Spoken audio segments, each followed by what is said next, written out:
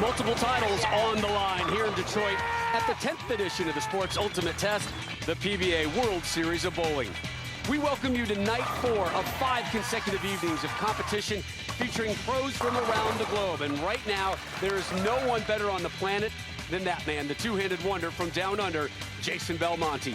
Belmo seeks to defend his PBA World Championship while also bagging his record 11th major title next.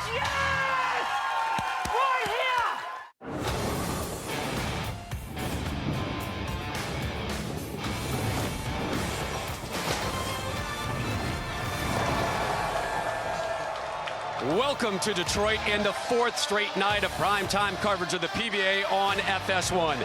Tonight, from the sold-out Thunderbowl Lanes, we present the 3rd major of the season. Here now your 5 finalists looking to win one of the most prestigious titles in the game, and what a win it would be for BJ Moore, your 5 seed, who's never lifted PBA hardware. Jakob Butturff, he goes for major title number 1. Bill O'Neill won his 10th career title earlier this season. Your 2 seed, Matt McNeil, has never won on the tour, but your number 1 seed, Jason Belmonte, has twice already this season and 20 times for his career. And 2 of the 5 tonight have the chance to earn a $1 million payday should someone in our title game bowl a 300 game. Fox and the PBA will hand over a $1 million bonus check, as if enough wasn't already on the line tonight. Glad you're with us. Rob Stone, the Hall of Famer, Randy Peterson. When tennis or golf or bowling contests a major, it's got a different vibe out there. The blood pressure gets elevated. The challenge is much stronger. The payday bigger. The prestige and the payoff certainly greater as well. And in bowling, nobody has done better when competing in a major than the man who's the best bowler on the planet right now, the Australian Jason Belmonte. Yeah, you're right, Rob. Never has a player ever led 3 consecutive majors in a season on the PBA Tour, but Belmonte has. I mean, this guy not only led, he lapped the field in those 3 events. But look at this major career title list that he joins. Look at these names: Earl, Pete, Mike, Walter Ray, Norm. The best the game has ever seen, and he's part of that list. Earlier this season at our first major, Jason captured major number 10, winning the Tournament of Champions at Riviera. He took down E.J. Tackett in the title match. The very next week at the Players' Championship, the 710 was the only thing that could stop him from winning major title number 11. This guy is so good in majors, and tonight he's 1 win away from major immortality. And oh, by the way, he's the defending champ. Yep. We've seen history from him already this season. More very well could be in store. Here's Belmo standing by with our Kimberly Pressler. Thanks, Rob. So, Jason, you've already hit a milestone this week, winning your 20th PBA Tour title. But is there any additional pressure knowing that you're just 1 win away from becoming the player who's won the most majors ever in PBA history? Honestly, Kimberly, every time I put my feet on these approaches, you know, you feel pressure, you feel nervous. So I'm kind of just going to enjoy the moment, hopefully put on a really good show because there's a few special people watching. I'd like to make a really quick shout out to all the kids at Nashdale Public School, the school that my children go to. They've put up a big screen so my kids don't have to not go to school and watch. They can actually watch and learn at the same time. So hi, Aria, Hugo, Sylvie, and everyone else at Nashdale. Awesome. Congratulations. We will see you in the finals. Hi, guys. Cheers. Long distance hello from Detroit to Australia. Take a look at the format for your 3rd major of the season, Randy, the PBA World Championship. The field size started at 135. We're down to 5. 30 games of qualifying, 3 different oil patterns, 16 games of match play on this oil pattern, the Earl Anthony oil pattern, 43 feet in length. The players on the right side of the lane are going to go fairly straight right around second arrow. The left-handers, they're going to play way outside. That first arrow, look for that to come into play, as those lefties will be right around in that area there. And as the lanes break down in transition, both left and right, they'll chase it towards the center part of the lane where the heaviest concentration of oil lives. All right, we ready, bud? I'm ready, man. I'm psyched for this. 4 versus 5. There's your 5 seed, BJ Moore. Now resides in Greensburg, Pennsylvania, just east of Pittsburgh. has never won on the tour, but almost did Wednesday night, finished second in the Scorpion Championship.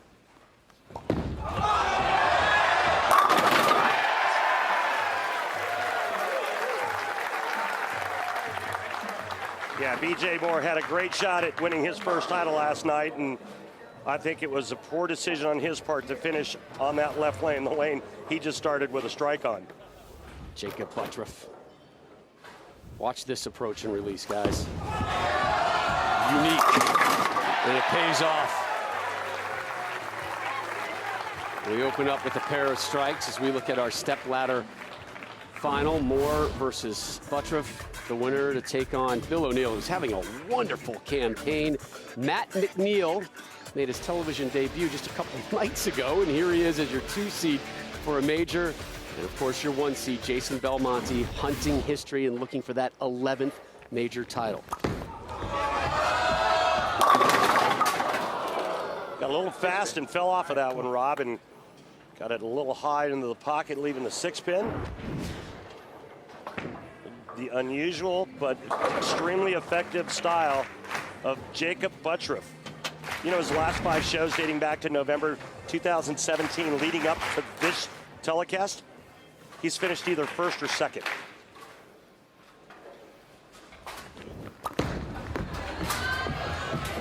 Brings that one up. They had an electric start to the campaign as well. Saw him on multiple TV shows. Yeah. And here's BJ Moore. See what he's done this week. I talked to his tour rep earlier, Tim Mack, who said when BJ gets out here full time and bowls competitively full time, he's going to win and win a lot. Right of target. 1248 Doublewood. He's 30 years old. This is his 9th year on the tour. He's had a lot going on in his life as of late. Chief of which, Irish twins entering the household. Yeah, that'll take some time. That'll take up some of your time. Mm-hmm. Mental time and physical time. Mm-hmm.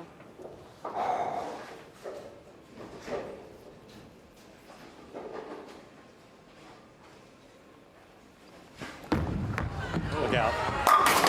Open frame in the second. Mistake. What was the mistake? Well, he went with a spare ball, which goes really straight, and then he missed right of target again. Takes out the 1-2-4 and never gets the 8-pin.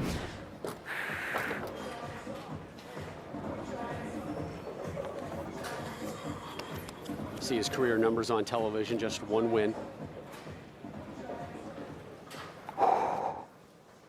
Let's see how he responds from that open frame here.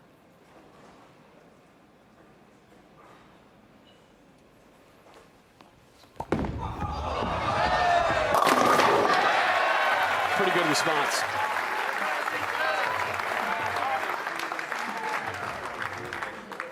And as we've seen throughout the week here at the World Series of Bowling, the left lane starts out pretty good, and as the right-handers break it down, it just starts to get uglier and uglier. 12-4 match play record for Jakob Butturff this week, which got him to the show. Strike for Jakob. Talked about his strong start to the season. After 2 consecutive losses as the 1 seed, Butturff finally able to seal the deal as the 1 seed back at the 2019 PBA Oklahoma Open. Took care of Jesper Svensson, 267-201. Earned his 5th career PBA Tour title. He actually made a big change in that title match where he was throwing urethane on the right lane and reactive resin on the left. There's one thing we know about Butter is he can throw a lot of strikes. You fall behind early to him, you're in trouble. If he's lined up and he's hitting the pocket, you better not give him any room.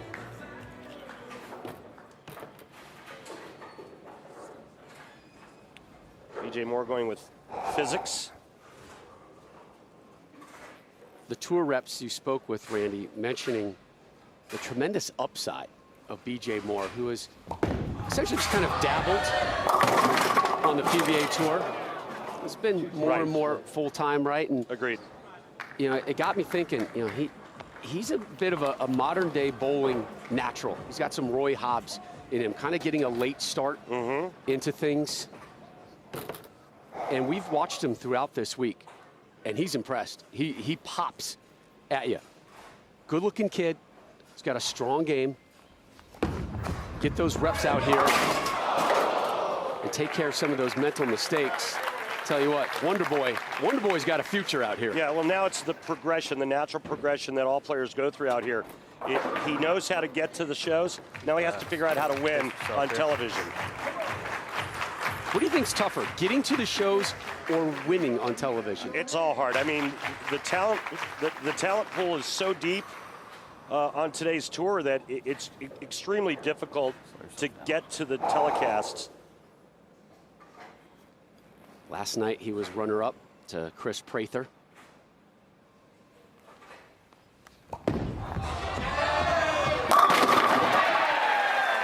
It's back on the strike training. He needed that desperately. He already has 2 open frames. Can't afford to give Butturff any more openings as he walks over to talk to his tour reps. Those weren't even close to me. Yeah. We all agree. Yeah. If it's going to be that hard, it's going to be straight. They're saying if it's going to be that hard, it's got to be straighter, and they're talking about his last 2 shots on the right lane. Purple hammer urine vein for Jakey as he drops a 3-bagger, and I'm being told he's using 2 different purple hammers, 2 different layouts, one for each lane.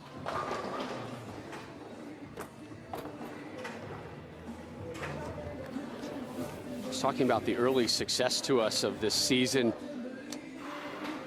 The expectations got a little elevated going into Lubbock, Texas. Put too much pressure on myself, he told us. Looking back, I needed to back off a little bit. Mentally, he was beat up. And you get the sense he's recharged right now, reinvigorated as he drops a ham bone here at a major.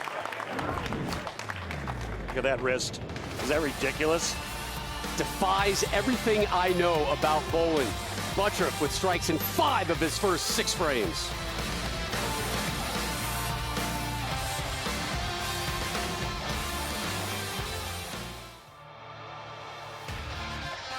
The PBA on FS1 is sponsored by Go Bowling. For promotional offers, tips to improve your game, news, or to locate a bowling center near you, log on to gobowling.com. Front steps of the Motown Museum, founded in 1985, one of Southeast Michigan's most popular tourist destinations. All right, here's your Flow Bowling tournament highlights. Randy, let's pick things up with our good friend Tom Doherty. What a season he is having right now. Yeah, he's bowling very nicely. A couple of crucial shots down the stretch that would cost Tom the telecast, but he would finish 7th. Bit of a breakout week for Kyle Sherman as far as the national landscape is concerned. Yeah, and he's been close all season, and you're right, breakout here at the World Series of Bowling. Solid yet frustrating week for E.J. Tackett as he finished 9th. He's solid every week, but that sometimes goes to show you he doesn't always carry when he hits the pocket. Norm Duke on the edge of 55, finished 11th. Yeah, how about that guy winning back-to-back weeks? Our good friend Dick Allen won on Monday here. 2-time winner this season, Dick Allen. He finished 15th. And then the grizzled beard of Anthony Simonson, who finished 16th. How about the backup ball off the left side? I like it. Nice call. Other finishers, the Candyman in 10th. Norm Duke, who's going to join us live in our next segment, finished in 11th. Barney, who was with us last night in 12th. Rhino Page. Last night's winner, Chris Prather. You'll see Anthony Simonson tomorrow night in USA versus the World, 8 Eastern here on FS1. Back to live action. Your 5 seed, BJ Moore, is up right now. The trend has not been good. Strike, open frame. Strike, open frame. Strike. He cannot afford to let that trend continue right now. Yeah, he's looking for his first mark on this right lane, and he's gone light. Both shots on the right.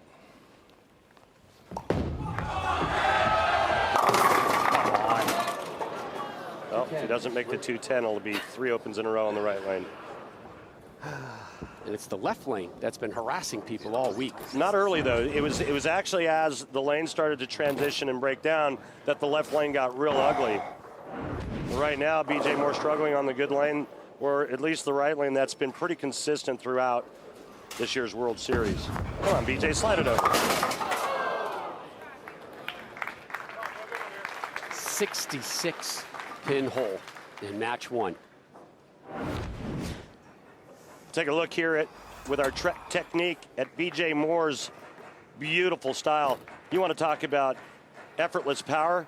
Well, this guy's got it. Look at that position at the top of the swing. Look at that beautiful arm swing. Shoulders wide open. Now watch this. This is how you create power. We talk about it each and every week out here. Look at the bend in the elbow and the cup in the wrist.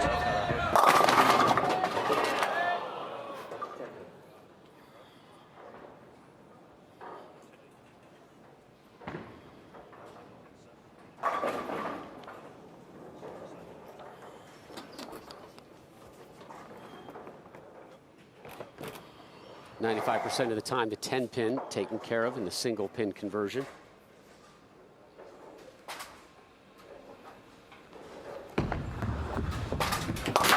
Moore needs some serious help right now if he's to move on. He's probably not going to get any from Jakob Butturff. Come on, BJ.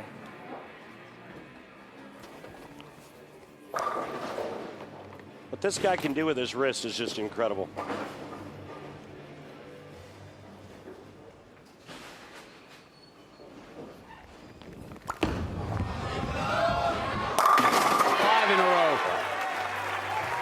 Yep. They asked him, hey, have you made any changes in your game the last month or so? And he said, well, I'm just trying to stay under the ball more, just trying to roll it more.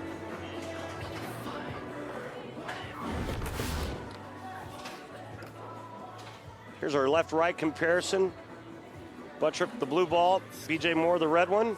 Look how straight both players are going through the front part of the lane.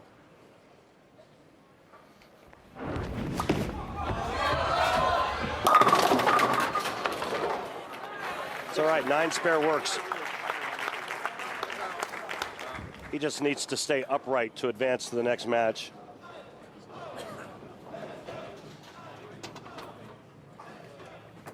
How much is that next match in his mind at this point right now in the 8th frame, would you think?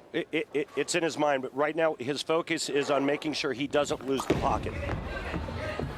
Throws that one in for a spare. A lot of times when players are this far ahead, they'll start experimenting a little bit. They may move a little bit left, a little bit right to see just how much room they can create and what they can get away with. With a 75 pin advantage, you have to feel pretty comfortable that you're moving on at this stage. Yeah, I mean, BJ Moore's max score is 194, and that's if he strikes out. Yeah. And Jakob is already in the 230s. We talked about so much going on in BJ's life. He moved a couple years ago.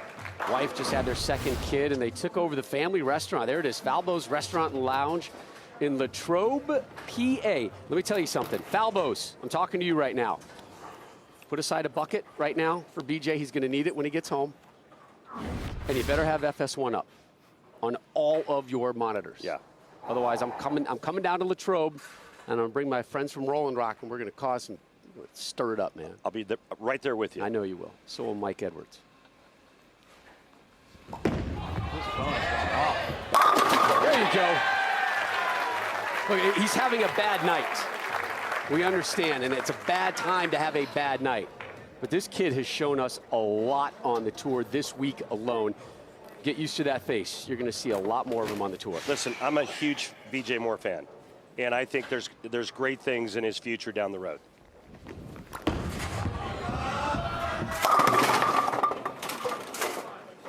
We've got more from the World Series of Bowling coming your way tomorrow night. Randy, you ready for this one? I am. The World versus the USA, 3rd edition. USA has never fallen to the World. Jason Belmonte, part of the World team, coming your way tomorrow night here on FS1 at 8 Eastern. But with another spare, he remains clean. Has he, in your eyes, lost the pocket at all or seen anything that gives you alarm for the next match? He hasn't lost the pocket, but the last 2 shots both went high. So Butturff is already through. Just a matter of finishing things up here in the 10th. So Butturff will take on Bill O'Neill. And Norm Duke is going to join us live in a moment. Norm's going to join us in the booth as well to call match number 2. What a season Norm Duke has had. Incredible.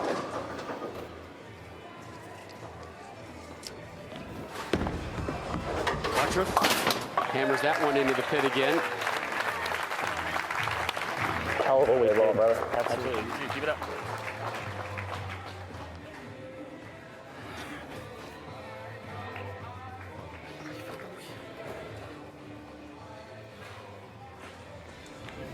Just waiting for the final numbers here on Butturff. His last toss. It's 9.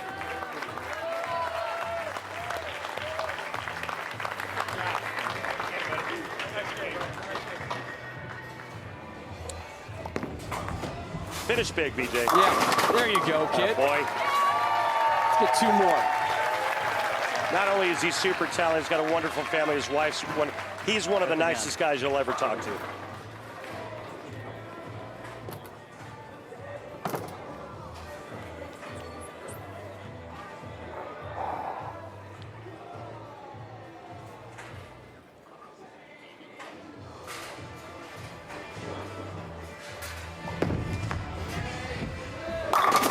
Come on, 10 pin. I do have one small concern, though, heading into the next match. Go on. You want to hear about it? I do. Jakob Butturff's last 4 shots, he went 6 pin, flat 7, flat 7.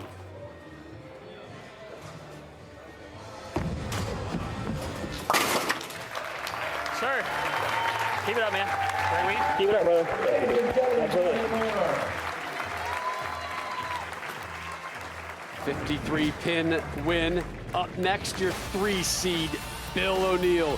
The real deal, set to hit the hardwood next on FS1.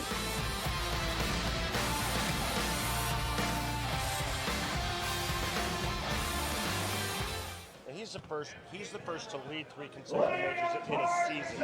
Yeah, but when we were bowling that, there was. Take a look at your final numbers from your opening match and some early open frames from BJ Moore. Spelled his demise. Butturff moves on. He'll take on Bill O'Neill in our next match. Belmo, your number 1 seed. Take a look at your PBA playoff point list presented by Volvo. Follow no one. Jason Belmonte on top. The top 8, maybe the top 10 are already confirmed to move on to Portland, Maine for the PBA playoffs in April. You see Bill O'Neill up next. He's in 7th place. See that guy who's number 3? I did. How about that? Pretty impressive. Rhino Page checking in at 16. Kyle Troop right above him at 15. The cut line is 24. Chapdog just above it on the good side. Brad Miller just below. You said somebody was at number 3? Who could that be? This guy. You hear the crowd behind us. They just saw the video, and they're already screaming, dude. That's right. How about awesome. Back-to-back weeks, Indianapolis, and then Jonesboro. Norm Duke getting title after title. The list just keeps on growing. Dual patterns, Norm. Yeah, dual patterns 2 times in a row. Right. Absolutely. Incredible. There's Norm Duke celebrating. Norm Duke joins us live right now on the edge of 55. Happy early birthday, my friend. Great to see you here. So Norm Duke's going to join us live for the next match.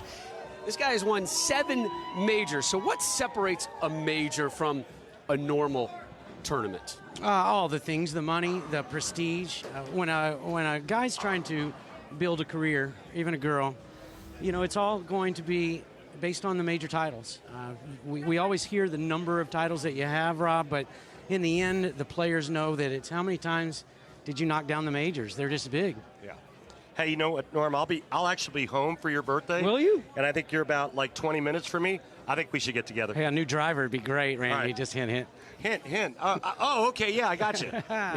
New driver. I forgot. I was thinking like somebody to drive you out somewhere. A new driver. Yeah. Like I'm going to drive. Yeah, right. Your golf talk. Actually, you know what? That's not a bad idea. I need something to get me to 200 yards is what I need.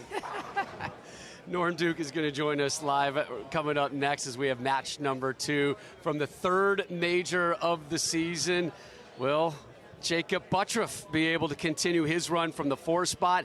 In his way, your 3 seed Bill O'Neill. Jason Belmonte, though, sitting, waiting for his crack at major number 11.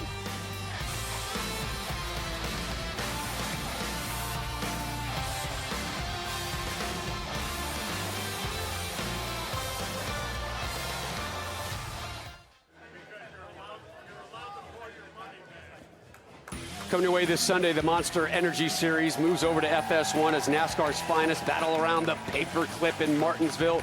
It all starts 2 Eastern, only on FS1 and the Fox Sports app.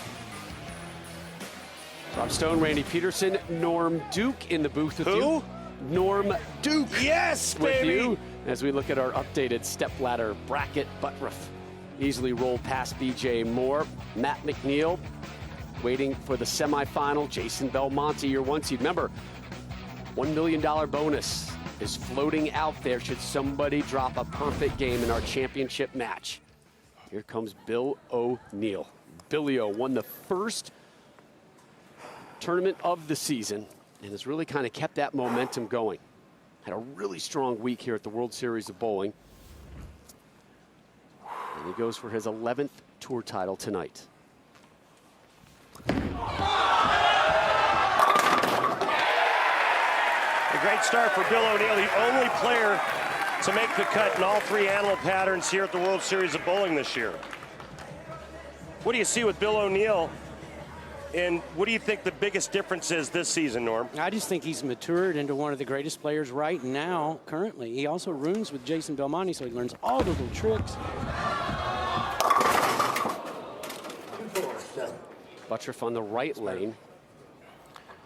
And it looks like, and Norm, you were talking about this off camera during the commercial, the right lane is the one that's going to start giving these guys problems earlier than the left lane. Right, and we've been watching this for 3 nights. It's been the left lane that's been killing everybody with a really tight down lane.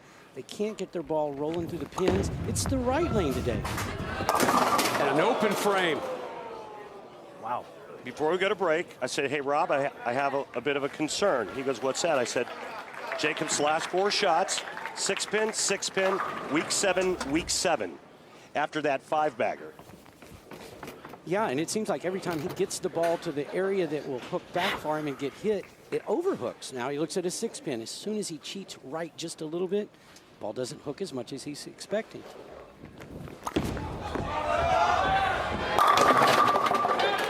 Norm, week 7. Yeah, there's just so much oil down lane, especially since a lot of the players have been using urethane, which carries oil down quicker, and it just holds there in what we call memory, Randy. Every day it gets slicker and slicker on the back end, harder and harder to knock the corners out.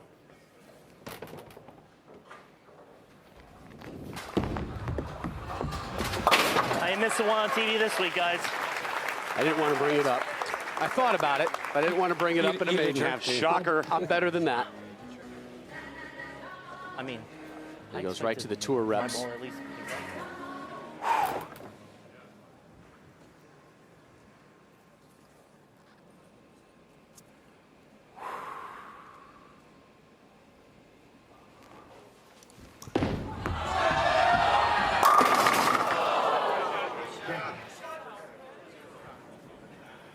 You all right with that one, Randy? Yeah, I'm okay with that. I'm okay with his start. I just love his game. It's old school with power, Norm. It's old school with power, and he's got such a great middle game to go to it. Listen, he's playing around 10-11 board on that right lane and still having a hard time getting the ball to roll into the pins. That would tell you. At the PBA Hall of Fame Classic, guys, O'Neill had to win 3 games to capture the title in the semis. What did he do? He dismantled that man, Jason Belmonte, 268 to 186. And in the final, it was Jakob Butturff who failed to convert the 4-7 in the 9th. Opened the door and allowed Billy O'Neill to walk away with the title. You see how much it meant to him.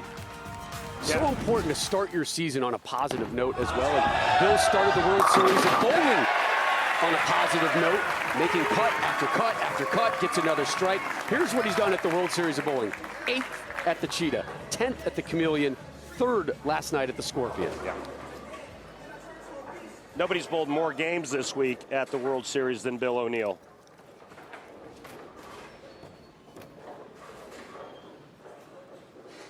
That number right at 80. Frame spare strike for Butturff. All right, that's better. Gets it into that squisher zone, Norm. Yeah, he kept it right of the friction that's down lane that gets his ball high every once in a while. Kept it right of it. Just laid there. No problem with the 7-pin because it's just a little lighter than the one before.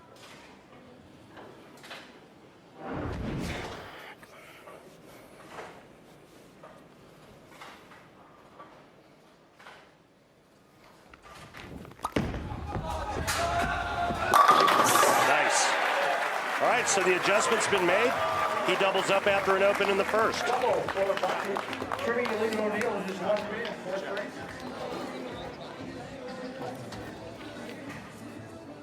I just don't see either of these players having a hard time getting in the pocket. The big thing is for Bill O'Neill to get the 10-pin out, for Jakob Butturff to get the 7-pin out.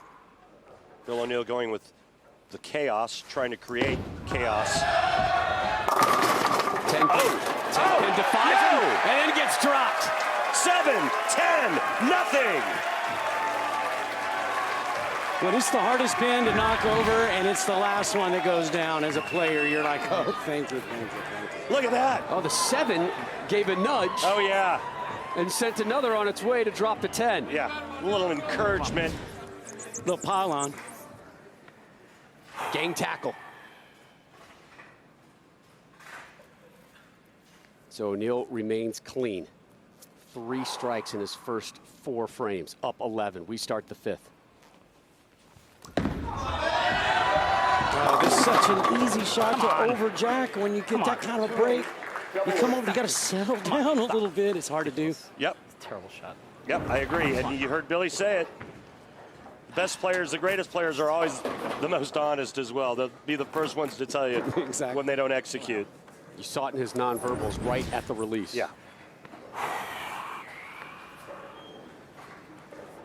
92% of the time, the 2-8 taken care of.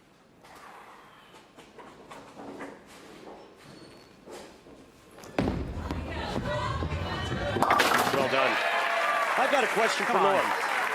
43-foot pattern, Norm. Why does it play so slick?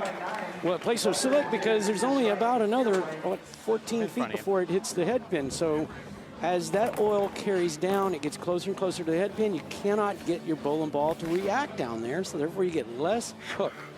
The thing about this pattern, though, Randy, is it's lower volume. So every shot these players are throwing down the lane is changing them more than usual. That's 3 in a row after a rough start for Butturff. Remember, in the first, an open frame, then a 9 spare. Since then, nothing but strikes. This has been kind of a feast or famine roller coaster for Jakob as he had that 5-bagger early the last game, then lost it. 3 consecutive weak 10s on the left lane, and now he's back in action again with a 3-bagger. Yeah, and this is his MO. I mean, he's either feast or famine his whole life in bowling. A lot of feast.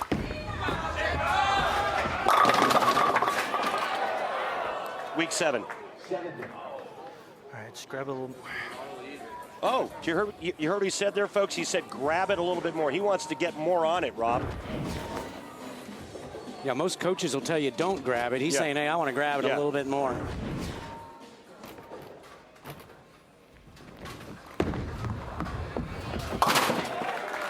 Another solid single pin conversion, though, from Butturff. Things all even here in our second match.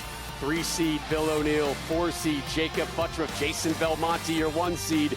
We'll wrap up match 2 next live on FS1.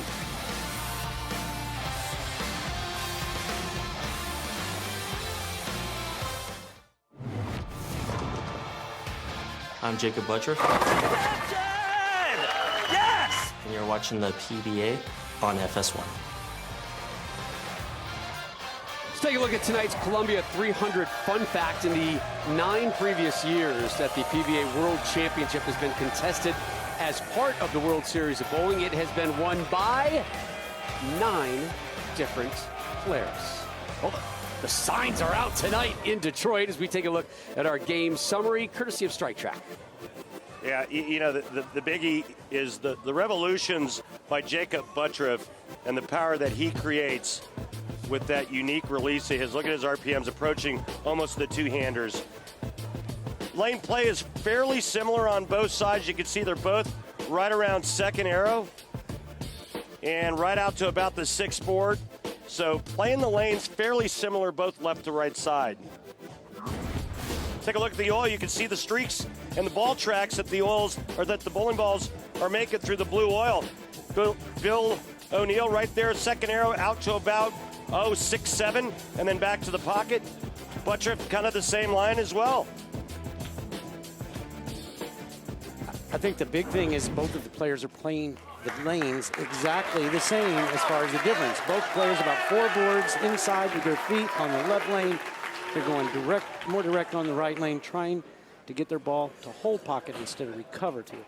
That's the voice of Norm Duke, one of 2 PBA Hall of Famers in the booth with us. Randy Peterson, Rob Stone, Kimberly Pressler downstairs. Bill O'Neill leads the 10, and that was a concern of yours, Norm, coming into this one. Bill had to take care of the 10. Yeah, and he can't make a better shot than that. I mean, he's playing laid left on that lane. He got it left. It laid there. It just overlaid. Nothing there to hit the 10. He's using a ball with a lot of surface, too. A lot of ball he's got in his hand. He's using a pretty big bowling ball. And again, that goes back to that question I asked you. You know, this 43-foot pattern's playing pretty slick. Very. There's Dad Bill. Yeah, he's got a good seat, doesn't he? Some nice company Bill O'Neill's got there as he watches his son. And the good news about Dad, he's going to pack up the bags. He's going to stay with the son as they head to Vegas for the Masters next week. Live coverage of our championship. April 1st, Monday, April 1st. No joking, Randy. You're going to show up. You're going to be there, right? I'll be there. Shots. Come on. He said the trick is to spin it just a little bit, Norm, and that's the trick that he used to get him to the telecast tonight. Well, when you're having to play over and over right on top of your old lines, you've got to spin it a little bit or it'll check early and you have nothing left when it gets into the pin. That's a great point.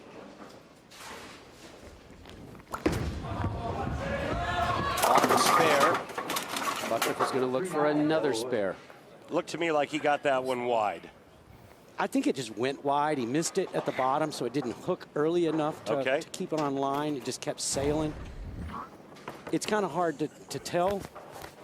When I watch Jakob, you know, there's a lot of moving parts there that kind of take my eye from his ball. Those feet move awfully fast, don't they? Well, he's a fidgeter by nature, too. Yes. And he'll admit that as he covers that one.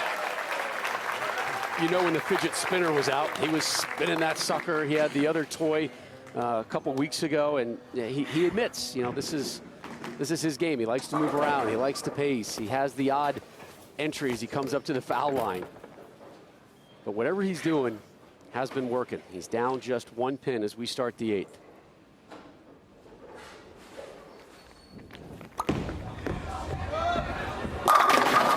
God, it's a good match here. Yeah, you can tell both players like that left lane a little more than the right lane. Well, then you tell me why O'Neill chose to finish on the right lane. It has to be that he wanted to finish last. It just has to be. I can't imagine any other variable.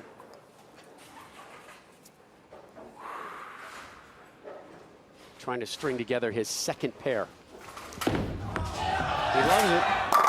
Boy, he put a good touch on that shot.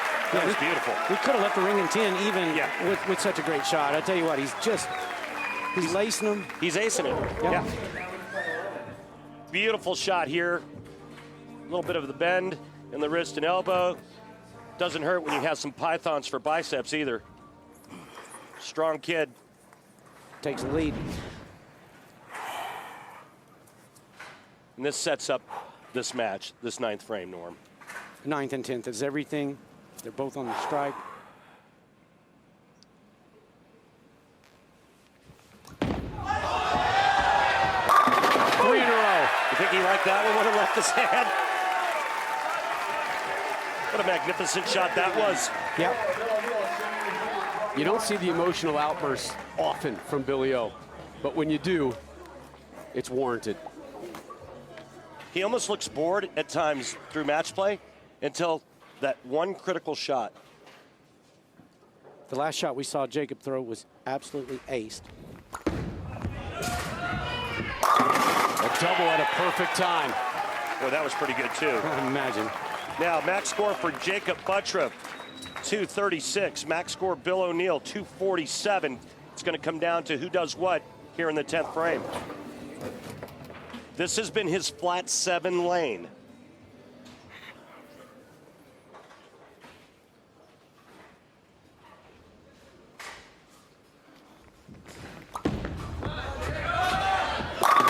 Not that time. Well, that was a money strike. Yeah, My that was goodness. flat out great. Yeah. Yeah, great shot here by Jakey. And this is just a full rack attack by Butturff. He does not look awed by this moment and the pressure that's hanging over him. 10th frame of a major, match number 2, taking on a vet, trying to reclaim the lead.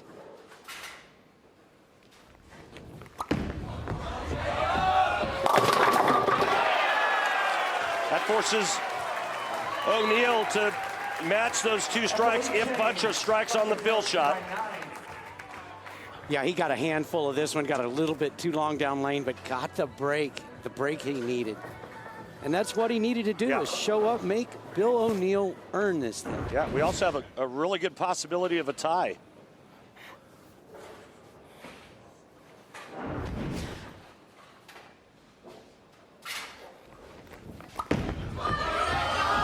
Likes it. Now that changes things just enough. O'Neill can go strike 9 spare and win by 1. Yes. If he goes strike 8 spare, we have a tie. If O'Neill does not strike first ball right here, he loses. Butturff advances.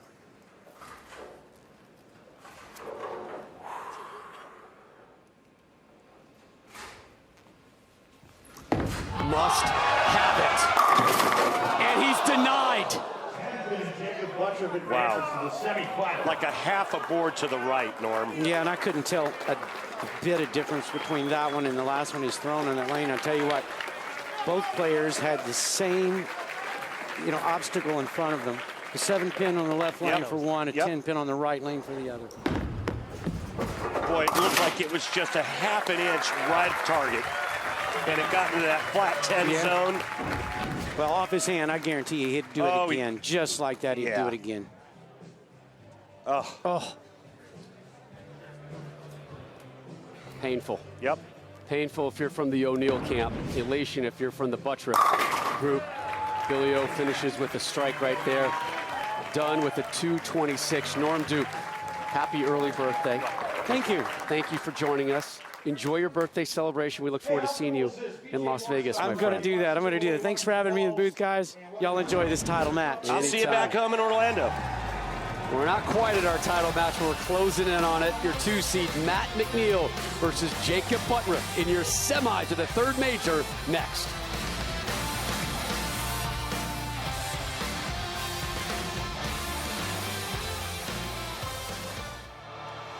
Fox Sports Supports is proud to partner with Action for Healthy Kids, a nonprofit organization working to improve children's health and well-being in schools nationwide. Find out how to involve your local school in Every Kid Healthy Week this April 22nd to the 26th by visiting actionforhealthykids.org.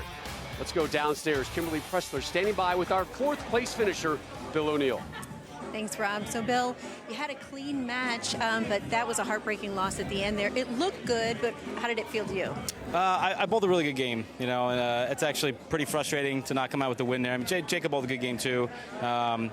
I thought I threw the one in the 10th pretty good. It might have been a pinch further right than I would have hoped for, but it just shows you how little margin for error I actually had out there. Well, you have had a great World Series so far, so how has this week been so far?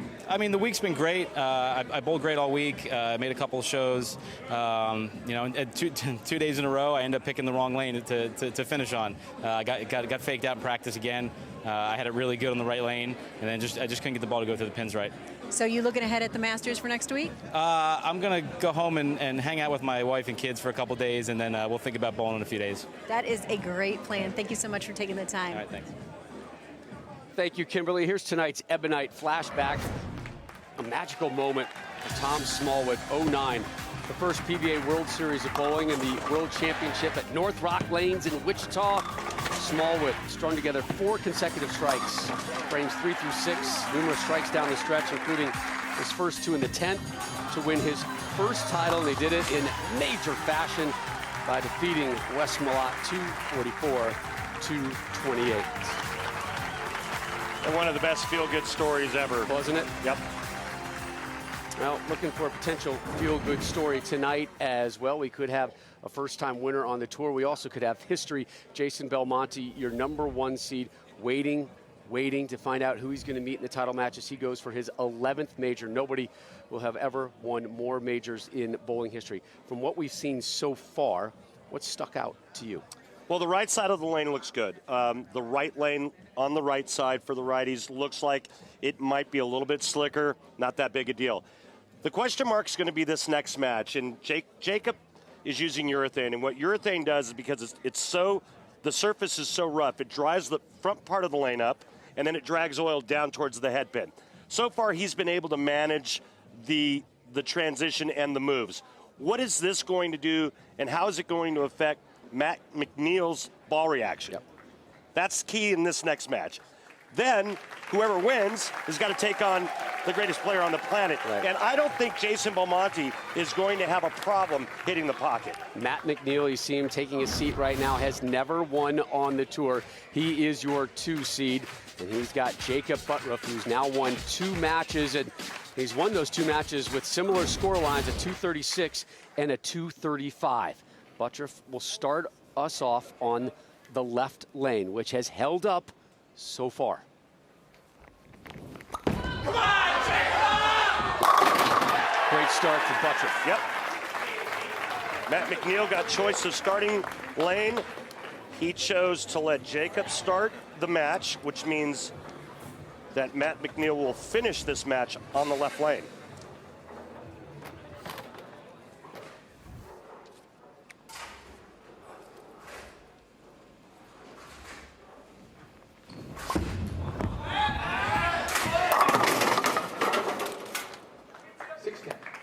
McNeil, 5th year on the tour, joined in June of 2015. He's 33 years old, has never won on the tour. You take a look at his form, Rob, and pretty soft hand at the bottom, not a lot of moving parts. Relies on feel, touch, and accuracy. This guy has loved this sport since the age of 3, and for more on McNeil, we go downstairs to Kimberly. Yeah, Rob, so I asked Matt what being in the show meant to him, and he said it's a dream come true. And he said, when I was a kid, I used to bowl juniors every Saturday morning, then come right home and set my Fisher-Pricer bowling setup in front of the TV and watch legends like Marshall Holman and Mark Roth. And tonight, while Matt is living out his dream, he's doing so in front of his hero he used to watch on TV as a kid, because Marshall Holman is in attendance this evening. Strike from McNeil. A lucky strike. Did you see how long that ball went? It actually got down in front of the 1-2 pocket and never turned over. And that's the carry down created by Jakob Butturff. Watch this. Looks like a pretty good shot, and it needs to start going right, and it just bailed. He was telling us earlier this week, Randy, he's dreamed about this moment since he was a 3-year-old. Kimberly mentioned setting up the Fisher-Price bowling set, but he would bowl while he's watching it on TV, trying to replicate those stars from the 80s. Butturff leaves the 7. And he's kind of a part-timer on the tour. We'll get more into his fascinating story in a second. And we've got a picture of a young Matt McNeil that, at a minimum, you're going to stick around and want to see this. Oh, yeah, and I know this picture quite well. Butturff takes care of that one. So in match 3, he goes strike spare.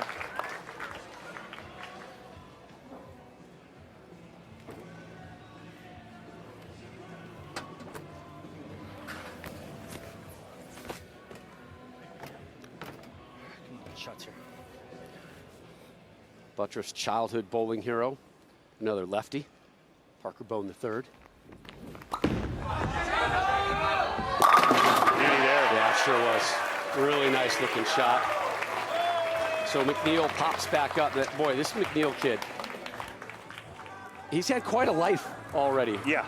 Right? You know, he graduated from high school, loved bowling, didn't know what to do, kind of became a bowling junkie, became a lane man, worked at 2 bowling centers, and then he got interested in law enforcement. Strike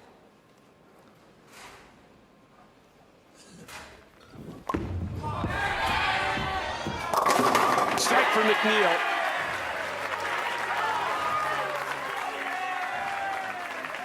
So he spent 10 years as a reserve police officer for the city of Eden Prairie. Yeah, well, let me tell you something. I now remember this guy. He actually hit me with a taser. I was running a poker game at a retirement home. They accused me of cheating, right? Well, a ruckus breaks out. They call this guy. This guy? Yeah, apparently I was being unruly. He tases me.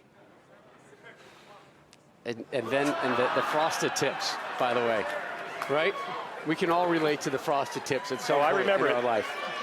No, it's fantastic. And the beauty is he's looking at this right now. We have a huge screen. And, yeah, the crowd is reacting. Hey, Matt, you did this to yourself, pal. You texted me that picture. You should have never done that. Hey, put it in wrong hands. Listen, if there's one thing I know, you do not give Rob Stone any ammunition. So after those 10 years at the reserve police officer, he went into coaching, and then he went back to school, get his master's. 2 years. He bowled at Wichita State, got his master's in criminal justice there. And then he got back into bowling after working at Target Corporation for a long time, a native of the Minneapolis-St. Paul area. And right now, he just got a brand new job in January as a global brand ambassador for Storm. He says, it's nice that I don't have to rep this week. Much rather be bowling. And here he is bowling for his first tour title and a major to boot, but he leaves the 7-pin. Wow, that was a great shot by Matt. You know, he is quite the PBA historian as well. Yes, he is. I mean, he could tell you who won what event in 2009 in December, what ball they used. He's got almost a scary, beautiful mind, if you will, when it comes to the PBA. That was a great shot he just threw there, Rob, for that ring in 7. This is a guy who bowled all of one event last season. And he's had great success as an amateur. 3-time USBC Open Championships, all events champion, the largest amateur tournament in the world. He will be in Las Vegas next week for the Masters. And he's got a 9-pin lead right now on Butturff. 7-10. Rut-row, Raggy. It has been made a couple of times this week at the World Series, but this is a terrible break as Jakob is working on a strike, and he leaves both the 7 and the 10. Only been made 3 times on television. The last 2 being made by left-handers. John Mazza, Jess Stayrup, both lefties.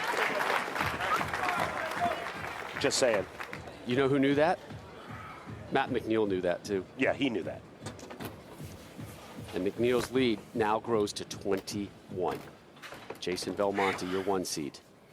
Waiting to see who he'll take on in the title match of the PBA World Championship.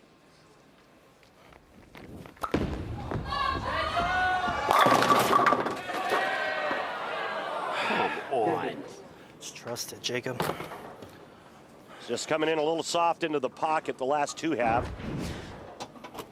Just lazy little 5 going over and sniffing on the 10, but not taking it out.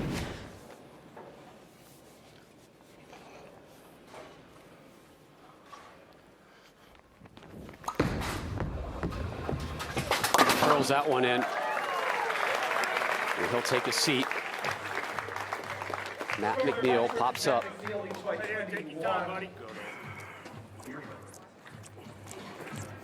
Talked about how strong his mental game was this week. Kept telling himself, repeat the process. Repeat the process. Jason Belmonte, your 1 seed. Coming up next, he's chasing history, looking to be the first to win 11 major titles on the PBA Tour. Come on, come on. Oh, no. Yeah. Giving it right back unless he slides the 6 over. It's touchy. It's touchy. How do you attack the 6-7? Well, I'm going to show you, Rob. He's going to try to get his bowling ball over to the right side of the 6 and then throw that 6 over into the 7. Converted just 3% of the time on the tour.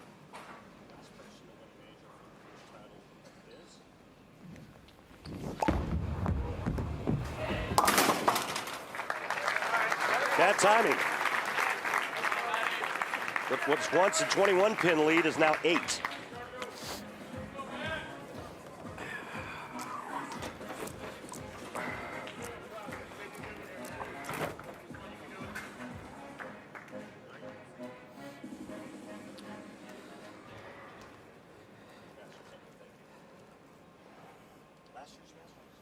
Off the open frame, let's see how McNeil handles the 6th. Southpaw. Good break there. Happy to see the 10 go into the pit. Yeah, no doubt. Front part of the lane on the left side is getting goofy because of the urethane being used by Jakob. A lot of surface. It roughs up the front part of the lane. Any mistake by Matt McNeil with release, the ball's going to read that part of the lane early. And that time it did, and it went high.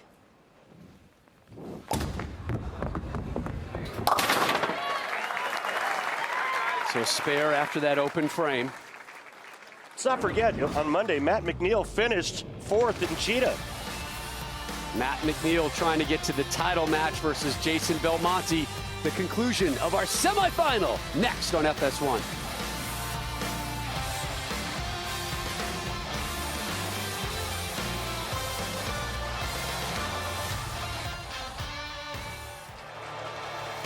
Welcome back to Thunderbowl Lanes. There's the owner, Tom Strobel, right there in the middle, his beautiful wife. Another sellout here for Tom and Kathy at Thunderbowl Lane. Wow, what a great host and hostess. Wonderful They've been people. all week for us here at Fox Sports. 2-division champion Lamont Peterson takes on former 140-pound champion Sergey Lipinets in a headlining 12-round welterweight showdown.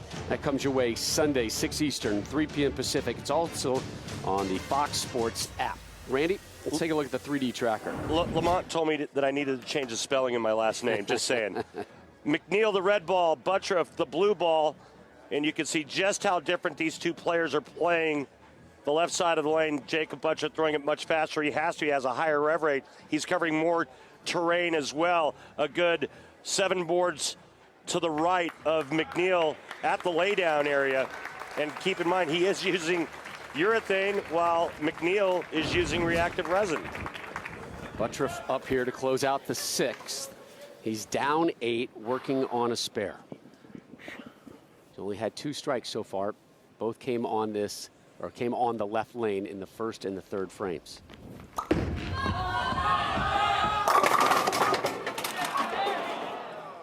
Same lane he left the pocket 7-10 on the last time up, and I'm being told that he now changed balls with this shot to the same ball he's using on the left lane. So he's using the same ball on both lanes now.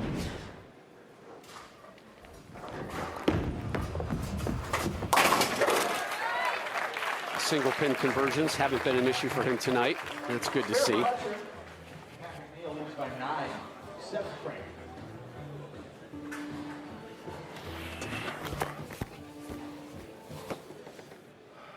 Both players with an open frame. Jakob in the 4th, pocket 7-10. I was just looking at the same thing, and both with 2 strikes. Yep. McNeil's been able to pair them together, though.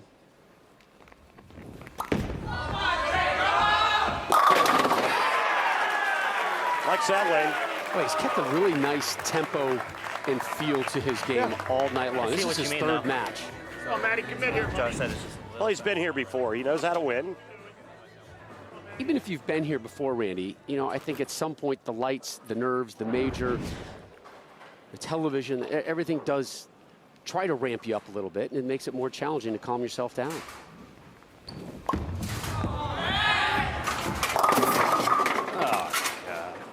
That ball never hooked.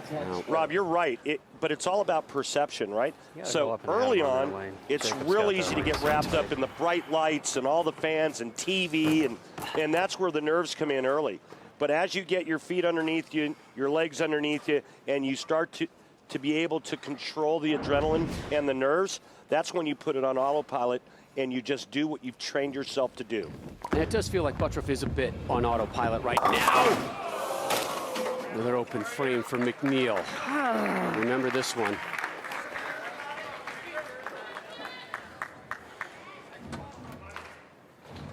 That one's going to sting.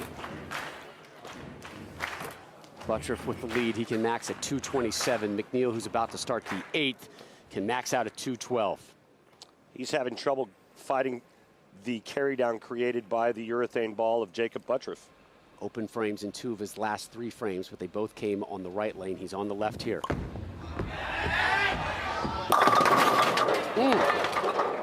He's in trouble. I think if Jakob Butturff strikes on the right lane in the 8th frame, he's going to go on to win this match and bowl for the title against Belmonte.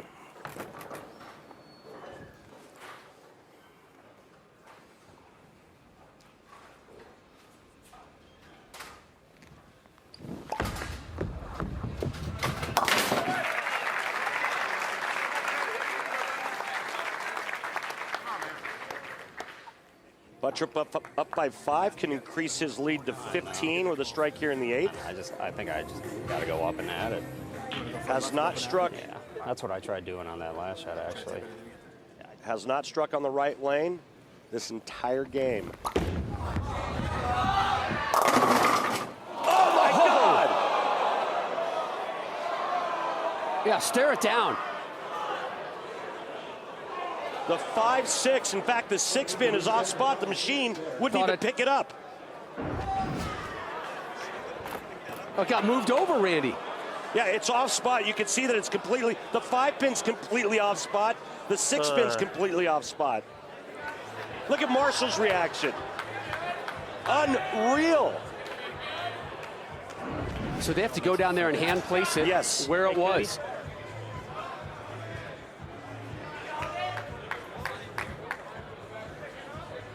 Well, that's not where the 5 was. That's not where the 5 was. The 5 was definitely about an inch and a half to the right of where it is now. And now the 2 pins are too far apart to where I'm not sure Jakob can make it. The 6 pin's not on spot, and the 5 pin is on spot.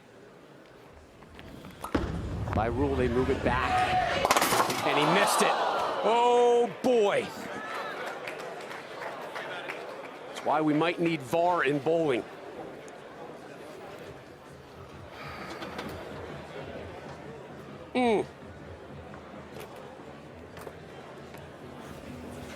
Ever seen something like that? I haven't. I've seen single pins move off spot and get knocked down by the machine and reset, but never the 5-6. That is a magical response from Butturff. Epic strike in the 9th. Max score now, Jakob Butturff, 195. Max score, Matt McNeil, 202. Matt McNeil has not struck since the 3rd frame.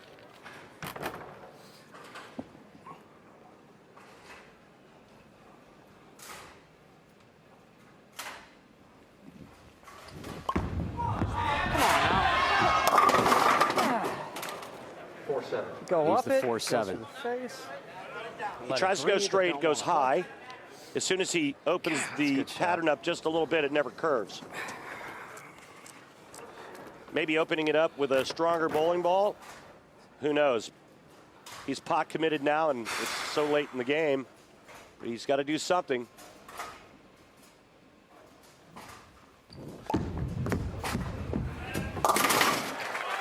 That was a good shot. Well, if that was a good shot, what is the move for Matt McNeil?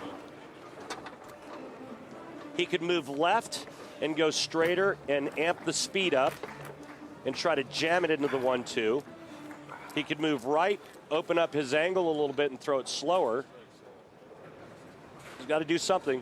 Strikes out, he shoots 190. Butturff can still shoot 195.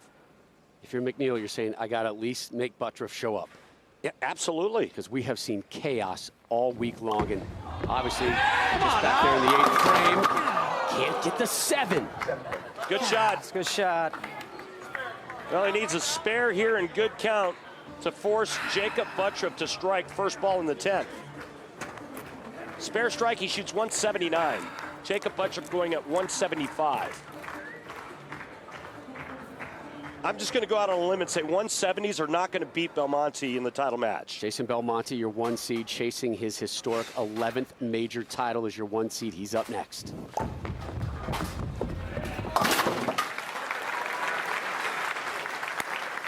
And remember, there's a $1 million bonus should we get perfection in our championship match. Wouldn't that be awesome? I might have to get carted out of this building if there's a 300 game rolled. He needs good count to force Butturff to strike on the right lane. Butturff has not struck on the right lane the entire match. There you go, Matt. Gets the 7 to kick down. Well, that 179 game wasn't all that bad. Those open frames in the 5th and the 7th. Only 3 strikes. Butturff must strike on this ball.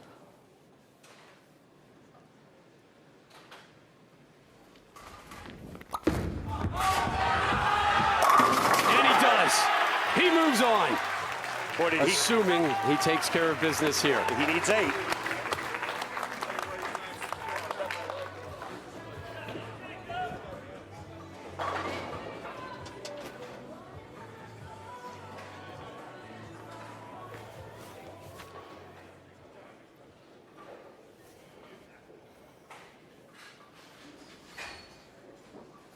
Needs 8. Crazier things have happened here. Gets 9. One more, guys, let's go! Well, he gutted that one out. Gutted that one out. Adversity punched him in the face in the 8th, but he didn't go down. Didn't even take a standing 10 count. The only strike he threw the whole match on that lane. He needed to have it to move on. He gets it. 184 to 179, but guess who's up next? The best on the planet, Jason Belmonte, looking for another major title this season.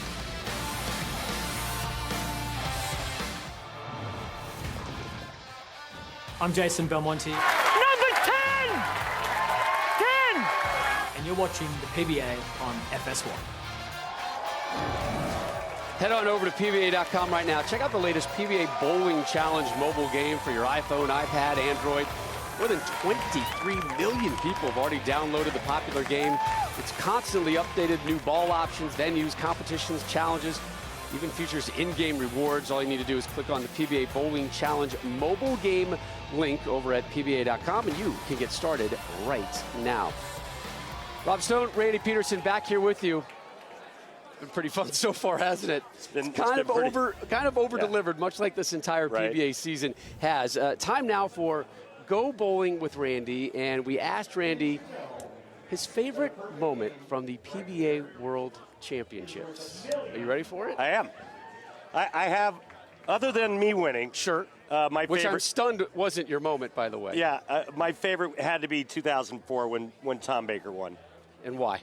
Well, because Tom was fighting for his tour life, and it was make or break. He either had to win or he was going home. He was actually leaving the tour. And I remember that day like it was yesterday, and how great Tommy bowled that day. Brad Angelo made that show. Tommy ended up beating Mika Koivuniemi. But all of the players were so happy for Tommy. And we knew just how much it meant to him. It was just a magical, magical day. Young Randy, young Joe C getting in there as well. That's when they handed out real trophies. That was some nice hardware. I mean, that's a proper trophy, yes, my sir. friend. Yes, well, sir. hardware about to be handed out. Our championship match uninterrupted coming your way next. There's your 1 seed, Jason Belmonte. Earlier this season, he won his 10th major, tied for most in the history of the PBA. He's 1 win away from breaking history and becoming the all-time major winner. Jakob Butturff, your 4 seed, standing in his way. Images from Australia on the way during our title match.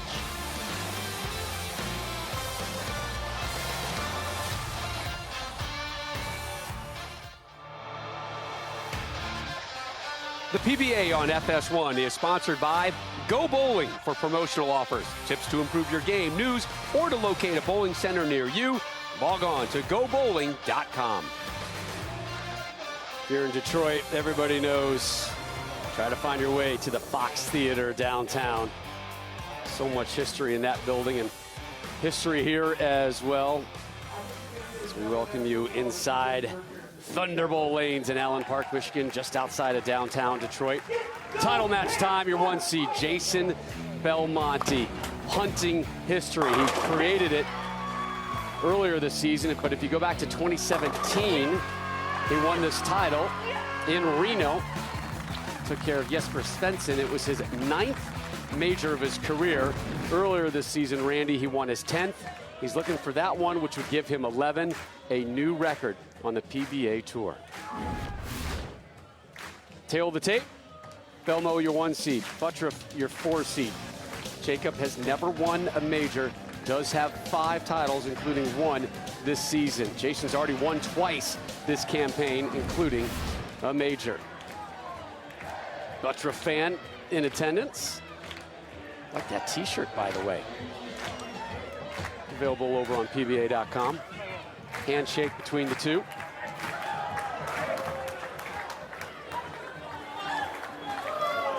Butturff has never won a major, but he's led back-to-back U.S. Opens, only to finish 2nd.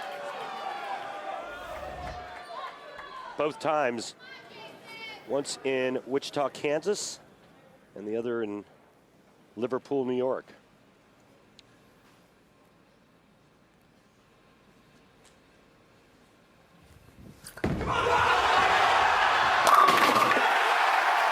Different buzz in the crowd for the title match. Man, that was like a wild dingo just running down the lane and attacking 10 pins. He's calm. The crowd is ready to explode. Let's see what Butturff has.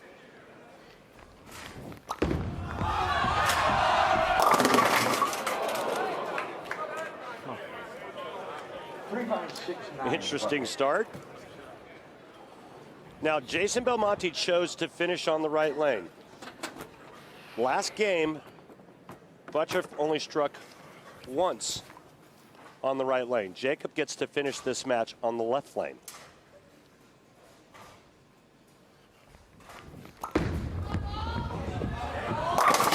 Good cover. It's the first one I made all week. That is your no-brainer, hammer tough spare replay. Shooting the left-handed bucket, you can either throw it straight and hard at the 3-pin, or you can curve it. Jakey curves it and covers it nicely. That was an exhale moment there.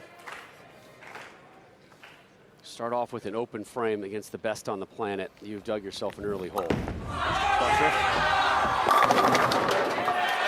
Still can't get a strike.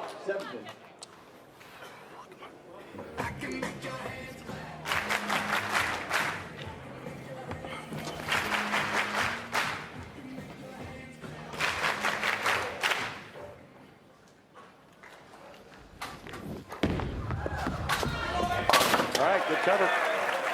Now let's see what Belmonte does on the right lane. The tricky lane for the right-handers is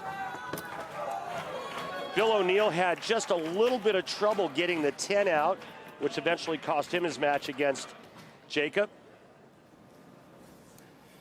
Billy bowled a great game, 226, but he needed that first strike in the 10th.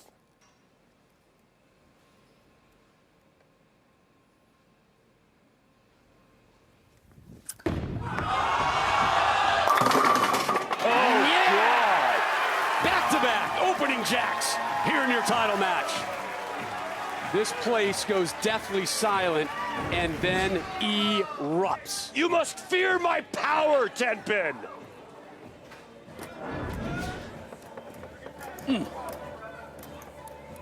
As my good friend and college basketball analyst Steve Lavin likes to say on numerous great plays, that sums it up. You are watching one of the legends in his absolute prime. Three in a row. Remember, should Belmo roll a 300, a $1 million bonus check courtesy of Fox and the PBA goes into his bank account.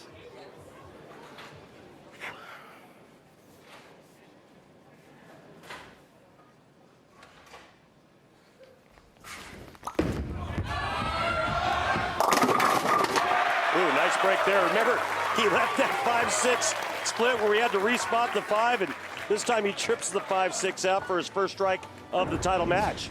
Watch it. 5-6 is up. 6 gets the tap on the shoulder and falls forward.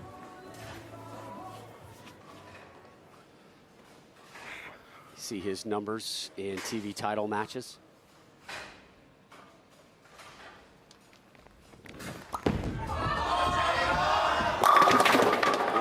Leaves the 7.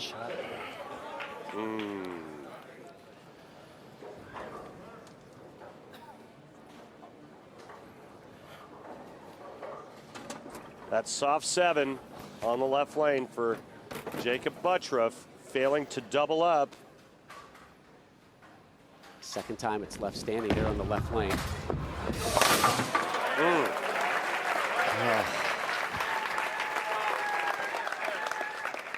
So Belmo perfect through 3.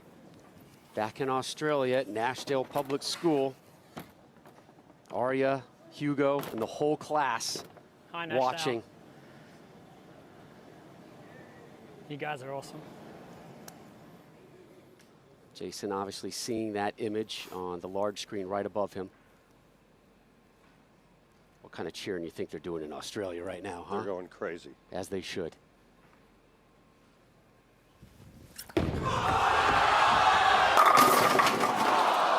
Wow. There goes $1 million. That was pretty good, too. Hard to believe with that much power that you could leave a flat 10, but Belmonte does it on this shot.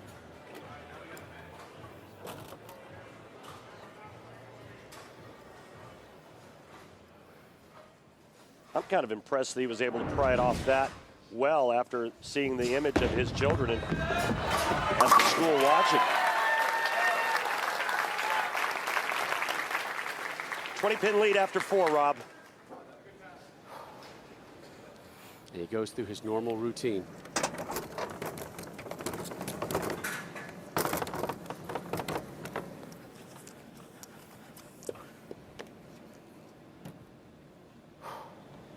You couldn't have asked for a better title match. Jakob Butturff, who started off the season red hot, then Jason Belmonte and what he's done in the majors, lefty versus righty, as he uses his high road pearl and looking for his 4th strike. What do you think, Rob? Any good? You're watching the best, and it's not often you get to say that in sporting. Yeah. You know, in the NFL, we've been fortunate. You're watching Tom Brady. Everybody's calling him the GOAT. Yeah. Tiger Woods, not too long ago. We got to see it. Michael Jordan, going back further, we got to see it. You are seeing it right now playing out in front of your eyes in Jason Belmonte. He can max at a 2.79. Butturff. Gutty. Well, he's hanging in there, and he could cut Belmonte's lead to 10 with a strike here in the 6th and get right back in this. He's going to take a re-rack on the left lane. This match far from over. Left lane has been 9 spare, 9 spare, having left a 7-pin both of those times.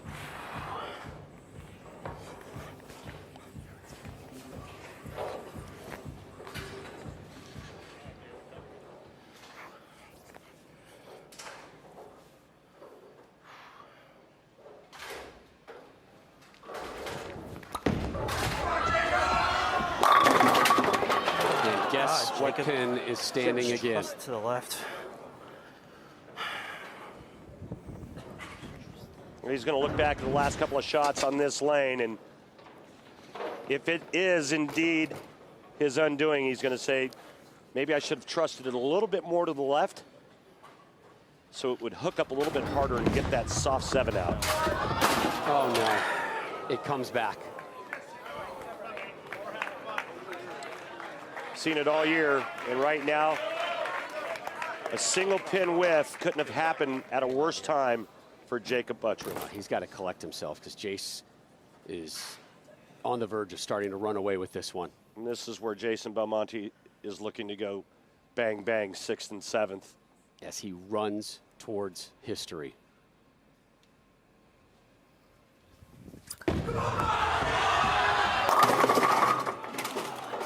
Same thing we saw with Bill O'Neill on that right lane. It pushes just a little bit longer down the lane before it comes around the corner. Gets behind the head pin and leaves that soft 10.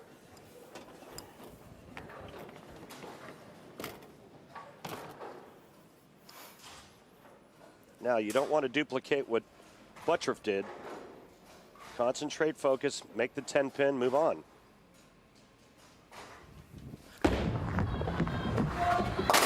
And he does.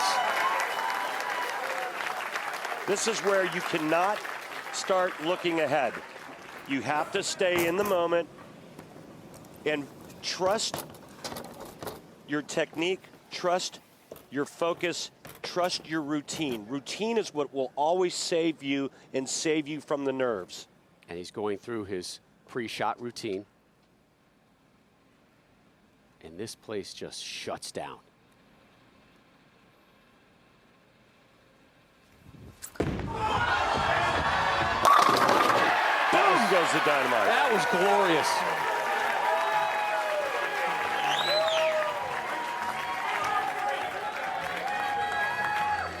He can throw urethane. He can hook the entire lane. He can loft it halfway down the lane. He can throw it straight up first arrow. He can do just about anything you have to do to get to the pocket. And then when you add that much speed and power, well, good shot, Jakey. Come on, make it a game. He's got to figure out a way to strike on the left lane. 3 strikes in this title match, but all 3 have come on the right lane. He now shifts his business to the left. Last time he was there, he missed the 7 pin. An open frame in the 6th. Here he is to start the 8th, down 32. Jason Belmonte just 3 frames away from his historic 11th major title.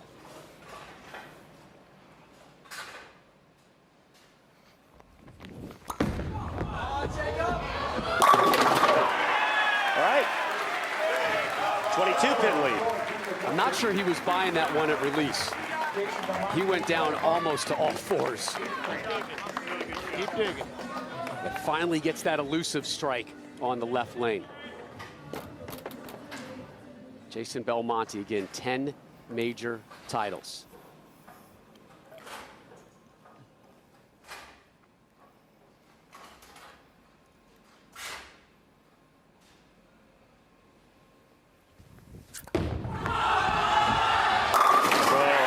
So he's got a pair there.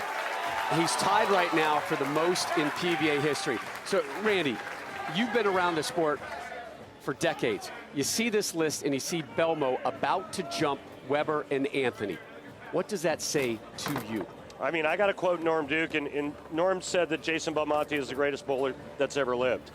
And, I mean, coming from Norm Duke, it's pretty strong.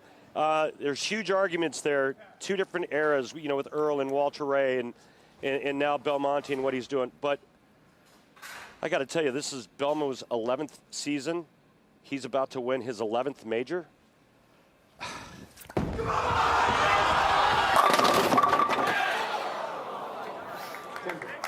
And he's never been in trouble tonight. Oh, he's just... It's all single pin spares. He's massacred the pocket every shot. He's left 3 soft 10s. He needs to convert here and just good count. Actually, I'm sorry. He needs to convert here. Jakob Butturff can still shoot 227 with a spare here Jason Belmonte would need to fill 20 in the 10th frame for 228. It's not over, but it's looking pretty good for Belmonte.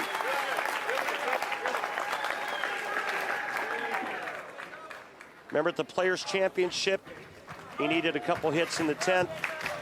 He had already left that one ring 10 with the 7-pin, ends up a pocket 7-10, leaves it again in the 10th frame. That ultimately cost him that major. Butturff working on a double. Must strike. Make it a triple. Not that time. It's 21. Stares it down. Not without a fight.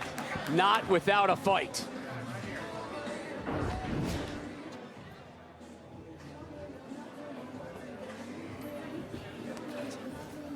Again, 227 max for Jakob Butturff. 238 max for Jason Belmonte. Big shot here. Biggest shot of his career, looking for his first major victory. A major ham bone. He's a gutsy kid. He's not afraid of anything. And he knows how to strike. And at least for the time being has figured out a way to get the 7-pin out on the left lane. One more gets him into the 220s. He's got 2 more shots. If he strikes out, he will force Belmonte to strike first ball in the 10th.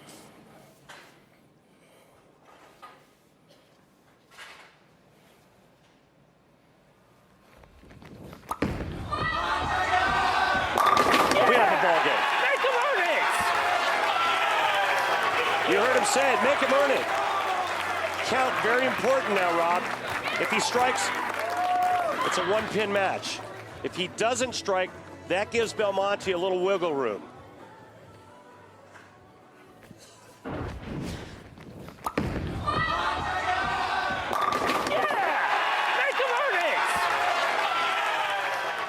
Last 5 in a row for Jakob Butturff, written off after he whiffed the 7-pin in the 6. Remember that frame.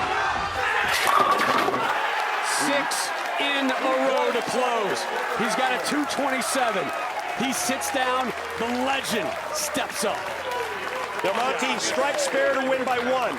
If he doesn't strike on this ball, if he goes 9 spare strike, we'll have a tie.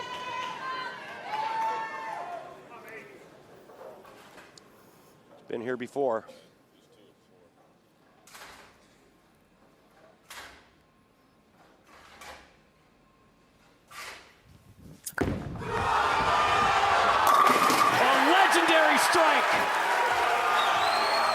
Not one single emotion came out of that man's body after that shot. He needs a strike or a spare for history.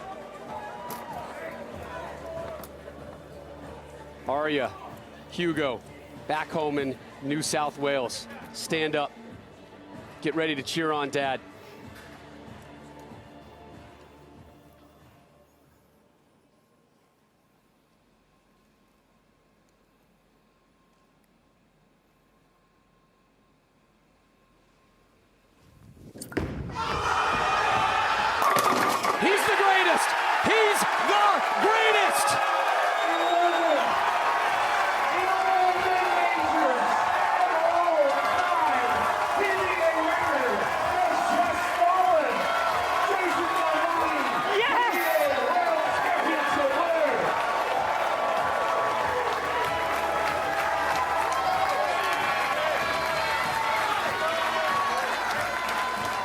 Take it in. You're watching history live on FS1.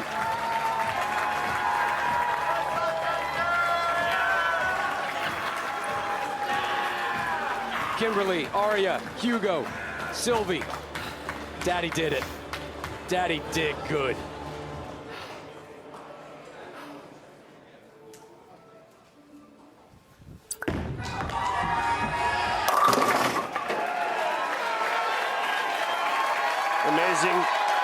Amazing guy.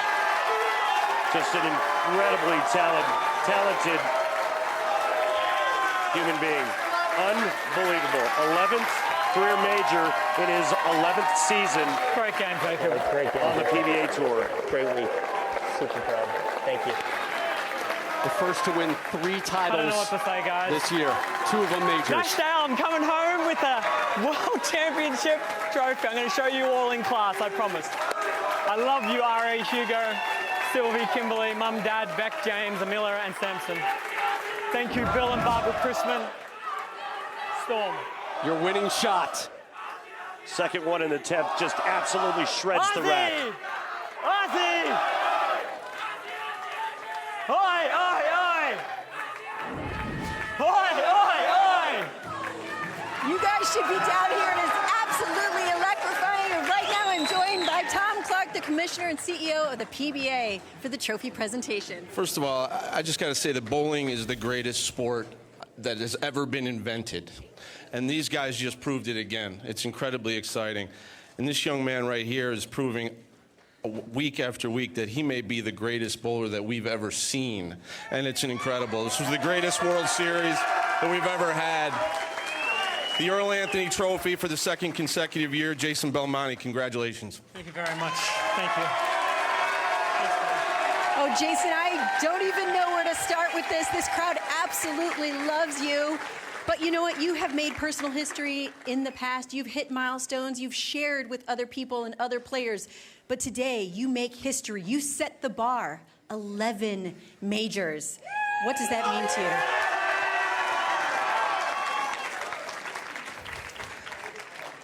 Very seldomly am I lost for words.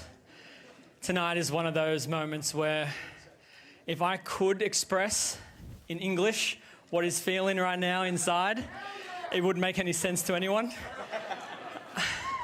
I'm just so thrilled. I'm so honored to pass 2 of the greatest players, if not the greatest players of all time, Earl and Pete Weber. It is truly an honor to have my name above those 2 players. So you have officially set the bar. So what is next? I really want to just enjoy this, but there's still this little voice in the back of my head that says, I'm not done. I want more. But I'm going to let myself just enjoy the moment right now and thank everybody here in Detroit. Thank you guys. You guys are awesome. Bill and Barbara Crispin from Storm. I've won all of my championships with Storm Bowling equipment, and I couldn't be more proud to have them associated with me. I know that you love seeing all these people here rooting for you, but let's take a look at the monitor up here because if I'm not mistaken, we have some people in Australia watching you live. Oh, there they are. Oh my God. Put into words what it means to have your kids and your town, your hometown watching you right now make history. It's very emotional. I miss them dearly. And I wish they would sit in front row. Thank you, Mrs. Tomedy from Nashville, for hooking up the big screen. I love you guys very much. That's really all I can say. Thank you. Thank you, guys. Jason Belmonte, congratulations on making history, your 11th major win. 236 to 227.